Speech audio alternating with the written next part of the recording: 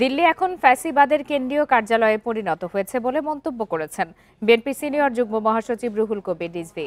দেশে ফ্যাসিবাদী অপশক্তি যেন আবার মাথা তুলে দাঁড়াতে না পারে, সেজন্য সবার মধ্যে ন্যূনতম ঐক্য বজায় রাখার আহ্বান জানান তিনি।